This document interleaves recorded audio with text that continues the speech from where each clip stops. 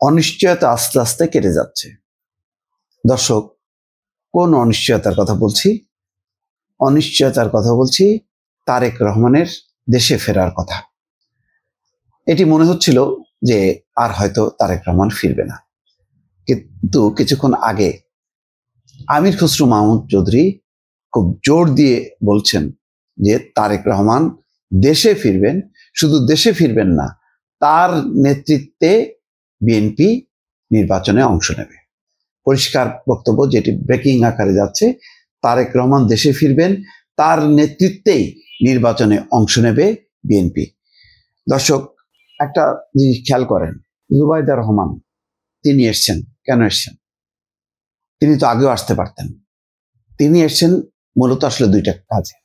একটা হলো তার শাশুড়ির পুরো অবস্থাটা পর্যবেক্ষণ করা, যে আসলে লন্ডনে নেওয়ার মতো অবস্থা কিনা, পরিবারের পক্ষ থেকে তিনি সরাসরি বুঝতে চান। আর একটা জিনিস বুঝতে চান যে তারেক রহমান যে ফিরবে তার নিরাপত্তা বিষয়টা আসলে কিভাবে সাজানো হয়েছে, কোথায় থাকবে, কিভাবে থাকবে। জানেন যে তিনি গুলশানে থাকবেন এবং গুলশানের ওই বাসভবনটার নিরাপত্তা সহ যেই ধরনের কাজের জন্য, বসবাসের জন্য প্রয়োজন, সেগুলো কিন্তু তিনি নিজে দেখবেন। কারণ তারেক রহমান তো একা আসবেন না, সেখানে তার স্ত্রী তিনিও আসবেন, অর্থাৎ জুবাইদা রহমান সহই তো পরিবার থাকবেন।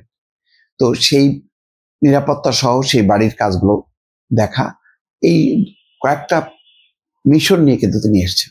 তিনি জানেন তার শাশুড়ির অবস্থাটা খারাপ। এমন হতে পারে মেডিকেল বোর্ড যদি বলে যে না, নেওয়া যাবে না, তাহলে এখানেই চিকিৎসাটা হবে।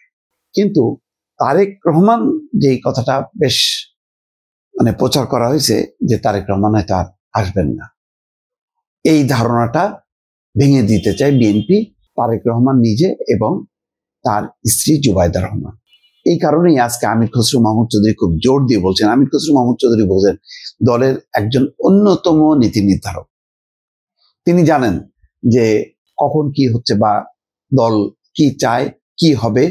তিনি যখন একটা কথা বলছেন, মির্জা ফখরুল ইসলাম আলমগীর যখন একটা কথা বলেন, বা সালাউদ্দিন আহমেদ, অন্তত এই তিনটা মানুষ, সালাউদ্দিন আহমেদ, মির্জা ফখরুল এবং আমির খসরু মাহমুদ চৌধুরী, তারা কিন্তু না জেনে কথা বলেন না। তো আজকে আমির খসরু মাহমুদ চৌধুরী সেই বিষয়টি ওপেন করে দিলেন যে তারেক রহমান ফিরছেন। তারেক রহমান ফিরবেন না বিষয়টা তা না। আর একটা জিনিস দেখেন যে বিএনপি নির্বাচনটাকে কত সিরিয়াসলি নিয়েছে। তার একটা খবর প্রথম আলোতে এসছে যে খালেদা জিয়ার অসুস্থতার মধ্যেই নির্বাচন কেন্দ্রিক কাজে ফিরতে চায় বিএনপি। 36টা আসন দেখেন এই সময়ের মধ্যে ঘোষণা করছে।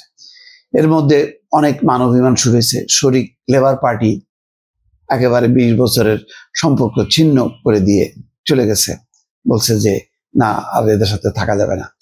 শরিকদের অনেক চাওয়া পাওয়া থাকতে পারে, কিন্তু আমি বারবার কিন্তু বলতাম, শরিকদের আপনি যত বেশি আসন দেবেন তত বেশি আপনার সেই আসন হাতছাড়া হবে।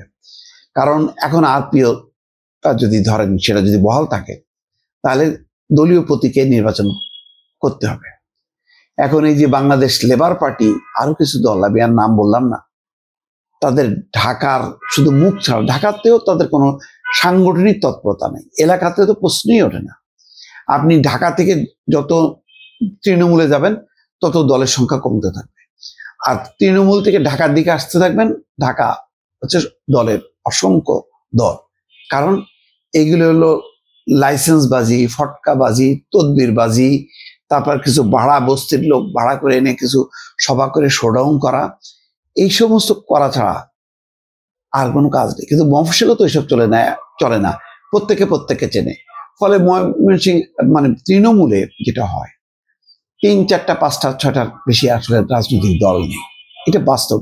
আমার কথা বিশ্বাস না হলে যান, এলাকায় যান, দেখবেন যে এনসিপি এইরকম যে আলোচিত দল আমরা ঢাকায় অনেক জেলা উপজেলায় এনসিপির কোনো অস্তিত্ব খুঁজে পাবেন না। যেটা পাবেন সেটা হচ্ছে আওয়ামী লীগ তো নাই, পলাতক। তাহলে কার পাবেন? বিএনপি পাবেন, জামাত পাবেন। এরপরে অন্য দল খুঁজতে আপনার যথেষ্ট বেগ পাইতে হবে। নেই আমি এটা বলবো না, অবশ্যই সিপিবি আছে, বাসদ আছে, আরো পুরনো রাজনৈতিক দলগুলো আছে, কিন্তু তাদের সংখ্যাটা খুব কম, তাদের অ্যাক্টিভিটিসটা তেমনটা না। কিন্তু ঢাকায় দেখবেন এমন সব দল তার একটা অস্তিত্ব পর্যন্ত নাই, কিন্তু এখানে সব বিশাল বিশাল চেহারা দিয়ে আছে। যাক, আমি সে আলোচনা করি না। আমি বলছি যে সেই 36টা আসন কিন্তু তারা দিয়ে দিল। তার মানে এইরকম অসুস্থতার মধ্যেও বিএনপি নির্বাচনী চ্যালেঞ্জটা ভালোভাবে নিয়েছে। বিএনপি বলেনি যে তফসিল পিছাই দিতে হবে, এনসিপি বলছে, কারণ এনসিপি প্রস্তুত না। বিএনপি পুরোপুরি প্রস্তুত। বিএনপি এমনও মনে করছে তার সাথে এনসিপি নাও আসতে পারে, তারপরও তারা লড়বে। বিএনপি এটাও জানে যে তার দলের কিছু বিদ্রোহী প্রার্থী দাঁড়া যাবে, তারপরে বিএনপি তার মতন করে লড়বে। তো সেই লড়াইয়ের প্রেরণা হচ্ছে তারেক রহমান। বেগম খালেদা জিয়া যে নির্বাচনী অভিযানে অংশ নিতে পারবে না, প্রচার অভিযানে, এটা মোটামুটি নিশ্চিত হয়েছে। ফলে তারেক রহমান ছাড়া কোনো উপায় নেই। এবং তারেক রহমানের সাথে আরো বাড়তি শক্তিটা যোগ হচ্ছে জুবাইদা রহমান।